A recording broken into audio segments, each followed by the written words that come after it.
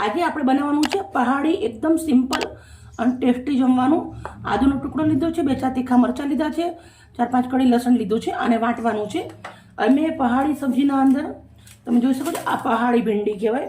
આપણે અહીંયા ભીંડા મળતા જ હોય છે, પણ પહાડી ભીંડી એકદમ આવી રીતના આવે છે. દેખાય આવી રીતે એકદમ કોણી હોય. મેં બધી સમારી રાખી છે, પણ હું તમારા જોડે બતાવું છું. તમે દેખી શકો છો, બહુ સરસ મજાની પહાડી ભીંડી હોય છે. પહેલાં ધોઈ નાખવાની, પછી એને કોરી પાડી દેવાની, પછી એને કોરી પાડ્યા પછી આવી રીતે મેં ભીંડીને સમારી લીધી છે. એકદમ પહાડી સબ્જી છે. હું રાજસ્થાન ગઈ હતી તો ત્યાંથી થોડું બધું જ લાવી છું પહાડી. એનો વિડીયો એકદમ મિક્સ સબ્જી આપણે શેર કરું છું. સાથે મકાઈનો રોટલો હશે.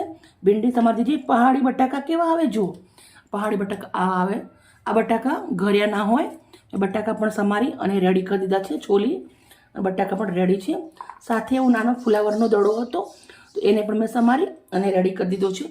હવે રવૈયા લીધા છે. રવૈયા આ સફેદ છે. રવૈયા મેં આવી રીતે એને કટ કર્યા છે. એકદમ પહાડી સ્ટાઇલમાં બનાવવાનું છે આપણે, એટલે સમારવાનું પણ એવી રીતે જ છે. આવી રીતે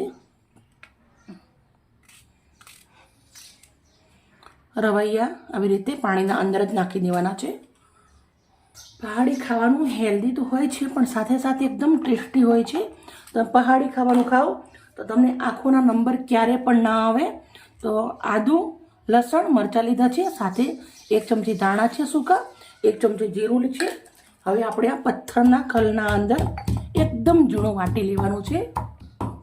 મને આવી રીતના વાટેલા મસાલા બધા બહુ જ ગમે છે, એટલે ખલ પણ સરસ મજાના હું નવા લાવું છું. જ્યારે રાજસ્થાન જાઉં ત્યારે એક ખલ બી નવા લાવું છું. તો આપણે વાટી અને મસ્ત પેસ્ટ રેડી થઈ ગઈ છે. માટીની હાંડી લીધી છે અને 1 ચમચો ભરી અને મેં સિંગ તેલ ગરમ મૂક્યું છે. આપણા ભીંડા જ્યારે અહીંથી લાવીએ ત્યારે ભીંડાના અંદર લાર થાય છે, પણ પહાડી ભીંડાના અંદર ક્યારે પણ લાર નથી થતી. એની સબ્જી બહુ જ સરસ બને છે. આપણું તેલ ગરમ થાય પછી રાઈ અને જીરાનો વઘાર કરવાનો છે. તેલ થોડું ગરમ થઈ ગયું છે, થોડું એવું રાઈ અને જીરું નાખું છું. રાઈ જીરું ફૂટી ગયું છે, થોડી એવી હિંગ નાખું છું. હવે સૌથી પહેલાં આપણે ફુલાવર અને બટાકા નાખી દેવાના છે. કેમ કે ફુલાવર બટાકા ચડતે થોડી વાર લાગે, એટલે આપણે પહેલે તેલના અંદર આને 5 મિનિટ સુધી લેશું.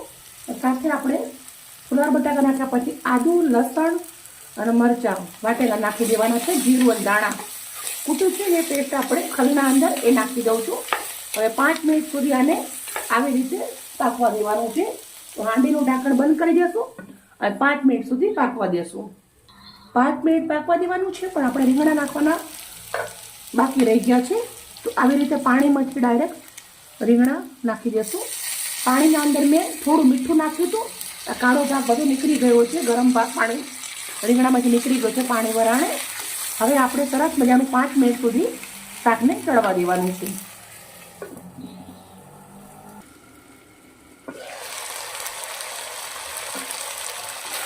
ફુલાવર બટાકા સરસ મજાના સંતરાઈ ગયા છે અને તમે જોઈ શકો છો આ 80% ચડી ગયા છે. હવે આપણે નાખવાના છે અંદર ભીંડા. પહાડી ભીંડા નાખી દઈશું. અડધી ચમચી હળદર નાખું છું, અડધી ચમચી મીઠું નાખું છું. હવે ભીંડાને પણ આપણે આ સબ્જી જોડે 2 થી 3 મિનિટ સુધી પકાવવાના છે. હવે આપણે મસાલા કરી દઈશું.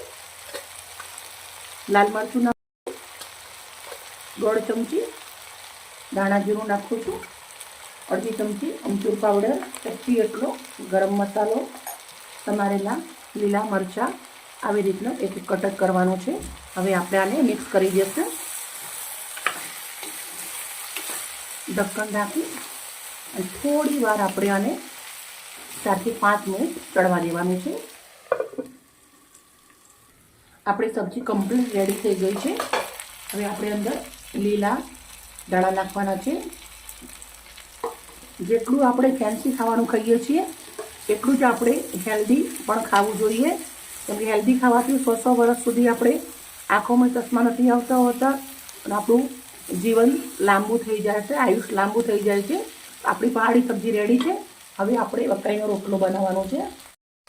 મકાઈનો લોટ લીધો છે, અંદર થોડું એવું ચપટીક મીઠું નાખ્યું છે, પાણી નાખું છું અને એકદમ મસ્ત મજાનો આવી રીતે લોટ ગૂંદવાનો છે. આ જેટલો લોટ ગૂંદશો તો સરસ રોટલો બનશે. અને તમે લોટ વધારે ગૂંદી ના શકતા હોય તો તમારા નોસિકા પાણીથી લોટ ગૂંદવાનો તો એકદમ જલ્દી ગૂંદાઈ જશે. આ રોટલો પણ સરસ વળી જશે. પણ મેં ઠંડુ જ પાણી લીધું છે. થોડી મહેનત કરેલું જમવાનું સારું લાગે છે. તો મસ્ત મજાનો લોટ હું ગૂંદી લઈશ. મેં આ લોટને 5 થી 7 મિનિટ સુધી હાથથી મચડ્યો છે. જોઈએ છીએ હવે રોટલો બને છે કે નહીં. મમ્મી આવી રીતે એકદમ મસ્ત મજાના પહાડી રોટલા મોટા મોટા જ બનાવે છે. તો હું પણ આવી રીતે કોશિશ કરીશ આજે રોટલો બનાવવાનો. થોડું આવી રીતે તો પાણીવાળો હાથ કરવાનો, પછી આપણે આવી રીતે દબાવતું જવાનું છે. આવી રીતે આંગળીથી આમ દબાવવાનું અને આવી રીતે આમ દબાવવાનું.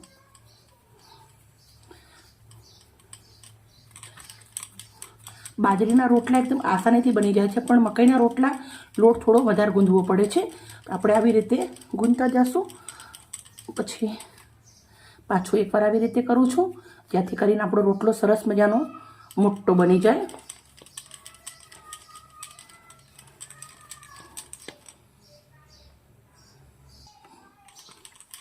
રોટલો મેં સરસ મજાનો મોટો કરી દીધો છે. મારા એક ફ્રેન્ડ હતા ગોધરાના પટેલ શિક્ષક, એમના જોડેથી મેં આવી રીતના મકાઈના રોટલા બનાવતા શીખી હતી. આજે પણ બહુ જ મસ્ત રોટલો બની ગયો છે. આ રોટલો આપણે માટીની કઢાઈના અંદર બનાવવાનો છે, લોઢીના અંદર. મેં લોઢી મૂકી દીધી હતી તપવા માટે ગેસ પર. લોઢી તપી ગઈ છે. રોટલો હવે ચડવા દેશું. હવે આપણો રોટલો તો ચડી ગયો છે. આપણે ચેક કરી લેશું.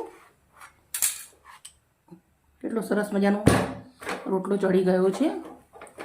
મસ્ત શેકી લેશું.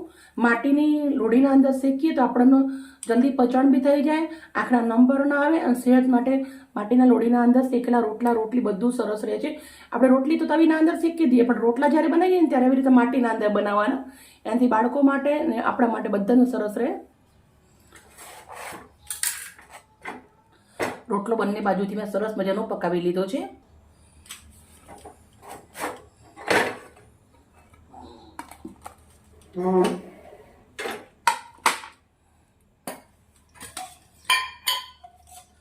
રોટલા ઉપર દેશી ઘી નાખી દઉં છું. પછી મરચું મીઠું નાખીને સરસ મજાના ટામેટો ચીરી મરચું મીઠું નાખી દીધું છે. મસ્ત રસનું ભરેલું કાચું કાચું લીંબુ છે. આપણે પહાડી સબ્જી લઈ લેશું. મિત્રો મેં બનાવી તો ઘણી બધી છે, પણ વિડીયો સજાવવા માટે આપણે આવી રીતે લઈ લઉં છું વાટકીના અંદર.